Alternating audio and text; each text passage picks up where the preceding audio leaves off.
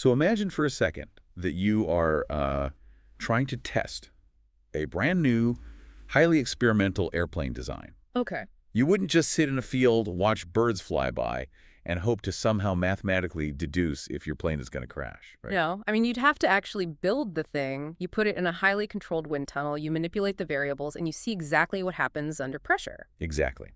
And that is why today we are diving straight into Lecture 7, which covers experimental study designs, specifically clinical trials.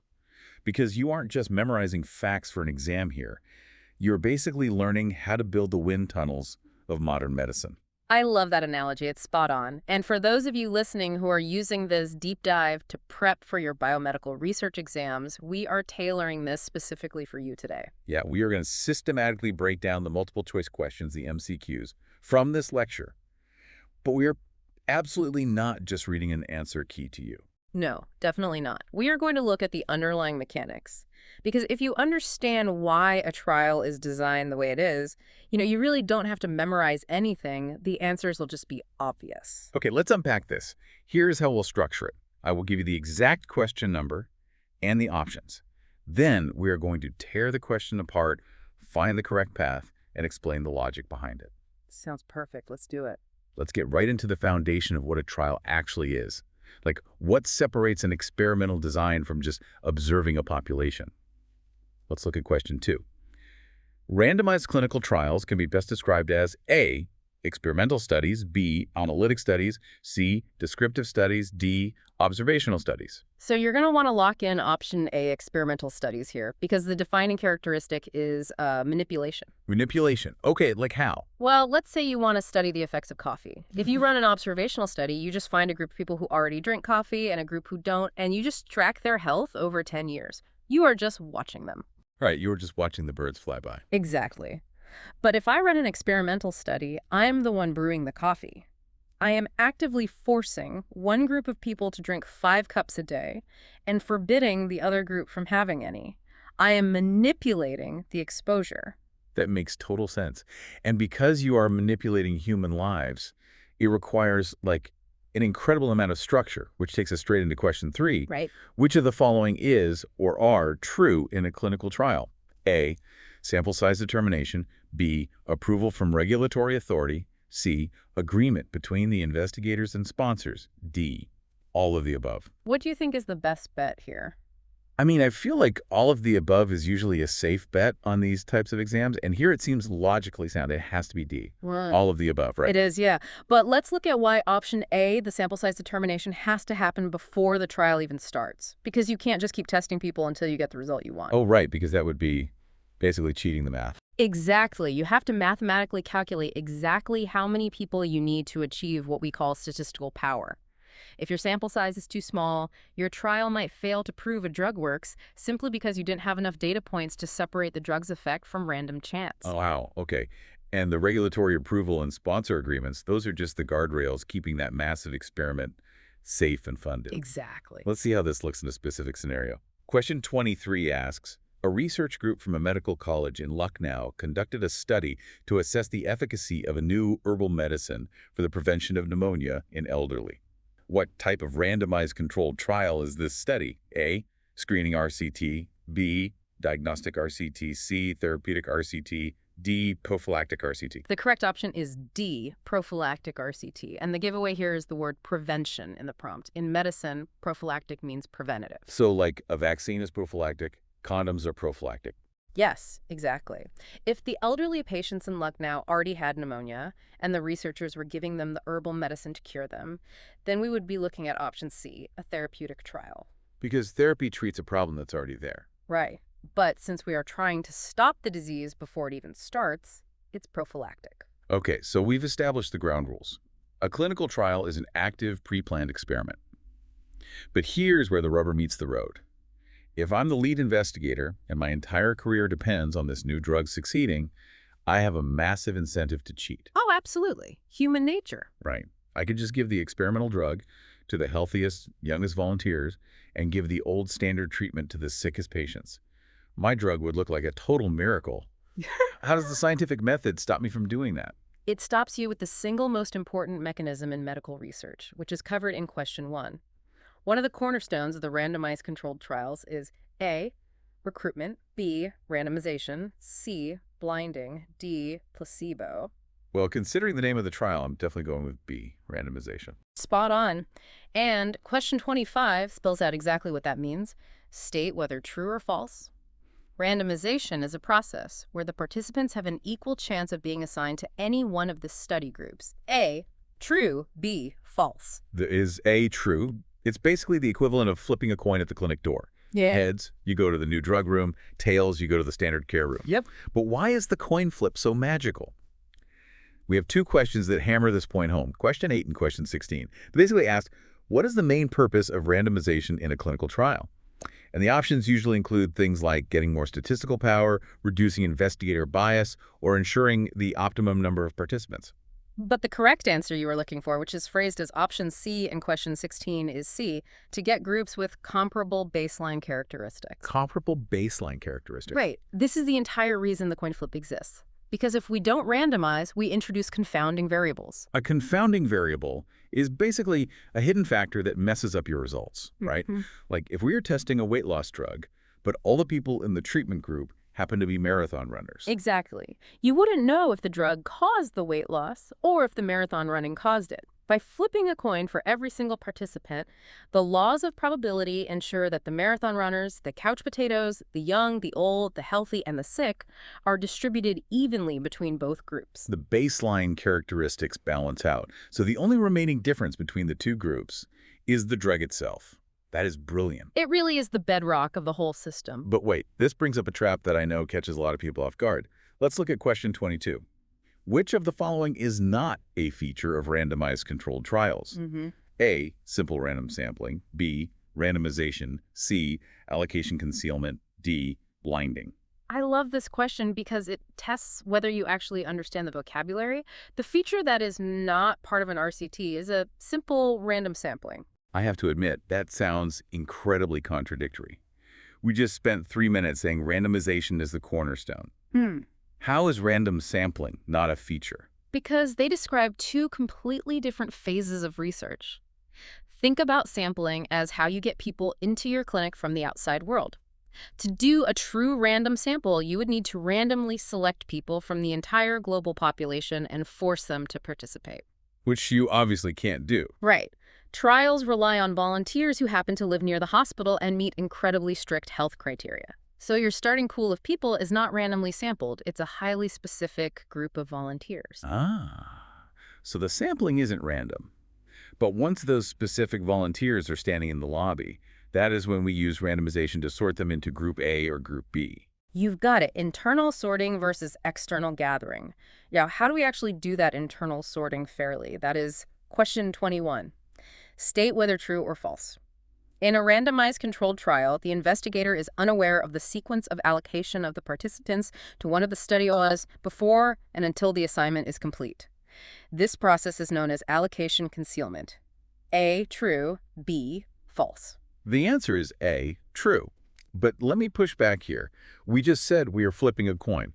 Why can't the doctor just flip the coin or use a spreadsheet that says patient 1 gets the drug, patient 2 gets the standard care, patient 3 gets the drug, and so on? Because if the doctor knows the sequence, human psychology takes over. Imagine you are a doctor and you see that the next spot on the spreadsheet is for a highly toxic experimental chemotherapy. Okay. Then a frail, elderly patient walks into your office. Even if you are trying to be perfectly objective, your subconscious empathy might make you find a reason to disqualify them, just to spare them the harsh side effects. You wait for a stronger patient to take that slot. Wow. And just like that, the doctor has destroyed the random balance by manipulating who goes where. Exactly. Allocation concealment uses computer systems or opaque sealed envelopes, so the doctor has absolutely no idea what group the patient is going into until the patient is officially, irrevocably enrolled. You have to blind the doctor to the sorting process. Which is the perfect transition to our next block: blinding, bias, and trial realities. Because once the patient is sorted, the psychological games are just beginning. Oh, big time. If you tell me I'm getting a revolutionary new painkiller, my brain might actually start shutting off pain receptors purely based on expectation. To find the biological truth, we have to run a medical blind taste test. Let's look at question 4. A pharmacologically inactive agent that investigators administer to participants in the control group of a trial. A, comparator drug. B, placebo. C, conjugate. D, drug under investigation. You are looking for B, placebo. For the blind taste test to work, the 2 cups of soda have to look identical. A placebo is a sugar pill or a saline injection that mimics the physical experience of taking the real drug, but has 0 biological activity. And keeping the patient completely in the dark solves a major headache for researchers, as we see in question 17. Which of the following can eliminate the problem of co-intervention? Right.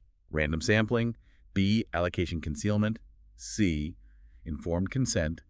D, blinding. The solution here is D, blinding. Co-intervention is a fascinating behavioral quirk. It happens when patients change their lifestyle because they know what group they are in. So if I enroll in a cholesterol trial and the doctor tells me I'm in the control group getting nothing, I might panic. I might suddenly throw out all my junk food, start eating kale salads, and running 5 miles a day. Yes, and at the end of the trial, your cholesterol will be fantastic. The data will look like the control group did just as well as the experimental drug group. But it wasn't the trial. Right, it was your extra outside interventions. By blinding you with the placebo, you don't know if you are protected or not, so you are less likely to drastically alter your normal behavior. But it's not just the patients who get blindfolded. Question 14 asks, which of the following can be considered as an advantage of a double blinding in a randomized controlled trial? Without reading all the dense options, the core advantage you want to identify is D. Prevent bias that arises from researchers being able to influence the data due to knowledge of allocated groups. Single blinding hides the truth from the patient. Double blinding hides the truth from the doctors interacting with them. But wait, the doctor isn't the one swallowing the pill or eating the kale salads? Why does their psychology matter? This is deeply tied to question 15, which asks about biased outcome ascertainment. Now, I know the source slides for this specific question have a slight phrasing quirk. The slides ask what causes biased outcome ascertainment, and the options are A, participants reporting symptoms differently, B, investigators eliciting symptoms following a standardized technique, or D, both A and B. Right, if a doctor uses a perfectly standardized technique that shouldn't cause bias, the typo in option B makes it tricky. It really does. In reality, bias happens when investigators elicit symptoms differently, not in a standardized way. But for the sake of how this specific exam question is keyed, you need to select D, both A and B. Okay, good to know for the test. Yeah, but the conceptual takeaway is that both the patient and the doctor can warp the data. If a doctor knows you are on the real drug, they might ask, "You aren't feeling any nausea today, are you?" They are unconsciously leading you. Or, if they are evaluating an X-ray, their brain might trick them into seeing more improvement than is really there. Double blinding stops the doctor's hope from tainting the data. It is wild how many safeguards we had to put in place just to stop our own brains from ruining the math. But even with all this, trials aren't flawless. Let's look at question 18. Which of the following is not true in case of a clinical trial? A, clinical trials are planned experiments designed to assess the efficacy of an intervention. B, clinical trials usually involve comparing the outcomes in 2 or more groups of individuals. C, clinical trials are usually free from selection bias. D, clinical trials are usually prospective in nature. The false statement is C. Clinical trials are usually free from selection bias. Remember what we discussed about random sampling earlier. Trials are demanding. They require multiple visits to a clinic during work hours. So the only people who can participate are people with flexible jobs or reliable transportation or who live near major research hubs. Exactly. Your trial might be perfectly balanced internally between Group A and Group B, but the entire trial might be made up of wealthy urbanites. It is not free from selection bias because it doesn't represent the whole population. Let's talk about another harsh reality. What happens when the trial gets messy? Question 20. Which of the following is not true about a randomized control trial? A, baseline characteristics of intervention and control groups must be similar. B, investigator bias can be minimized by double blinding. C, the sample size depends on the hypothesis being tested. D, dropouts should be excluded from the analysis. The false statement, the thing you should never do, is D. Dropouts should be excluded from the analysis. Okay, I have to challenge this. If someone quits the trial halfway through, their data is incomplete. If I include them, my spreadsheet is going to be full of blank spaces. Why wouldn't I just delete their row and focus on the people who actually finished? Because dropping out is, in itself, a crucial piece of data. This is called the intention to treat principle. Let's say you were testing a new antidepressant. You start with 100 people. 90 of them experienced such horrific migraines from the drug that they quit the trial entirely. The remaining 10 people feel great. Oh, I see where this is going. Yeah, if you delete the 90 people who dropped out, your final published paper will look at the 10 finishers and declare the drug has a 100% success rate with 0 side effects. Oh, wow. Deleting the dropouts completely hides the toxicity. It makes a dangerous drug look like a miracle. Exactly. You have to keep them in the analysis based on the group they were originally assigned to. It keeps the data honest, even if it's messy. That is a phenomenal example. And speaking of the darker realities of testing, we have question 26. Which of the following is not an advantage of randomized controlled trials? A. Provides high-quality evidence. B. Controls for selection and confounding bias. C. Establishes temporality of association. D. Entails minimal ethical issues. This one is straightforward once you understand the stakes. The answer is D. Entails minimal ethical issues. It is definitely not an advantage because clinical trials are an ethical minefield. You are deliberately giving human beings untested chemicals, or you are deliberately giving sick people a sugar pill instead of real medicine. Which perfectly sets up our final block, the phases of a clinical trial. Because of those massive ethical risks, we can't just invent a molecule in a lab and inject it into 10,000 people the next day. There is a rigid phase timeline. Let's look at question 24. In which type of population is a phase I vaccine trial conducted? A. Healthy volunteers. B. High-risk group. C. Disease population. D. Laboratory animals. You're looking for a healthy volunteers. Phase 1 is the very first time an experimental drug enters a human body. Usually it's just 20 to 50 people. At this stage, we aren't even looking to see if the drug cures the disease. Wait, why do we want healthy people? If I'm trying to cure cancer, shouldn't I test it on someone with cancer? Well, if you test a brand new chemical on someone who is already severely ill and their kidneys start failing, you won't know if the drug caused the kidney failure or if the underlying disease did. You need a baseline of healthy volunteers to purely measure the drug's toxicity, how the body metabolizes it, and what the maximum safe dosage is. So phase 1 is purely a safety check. But wait, let's look at how that differs depending on what you were testing. For question 19. Which of the following trials assesses effectiveness of a new vaccine? A. Phase 1 trial done in healthy volunteers. B. Phase 2 trial done in a susceptible population. C. Phase 3 trial done in healthy volunteers. D. Phase 3 trial done in a susceptible population. The correct option here is C, Phase 3 trial done in healthy volunteers. This highlights a really important conceptual difference between therapeutic drugs and vaccines. Phase 3 is the massive trial like thousands of people designed to definitively prove That maps perfectly onto everything we've discussed. Finally, what happens after the trial is a success and the drug is approved. Question 27. Post-marketing surveillance is done in which of the clinical trial phases?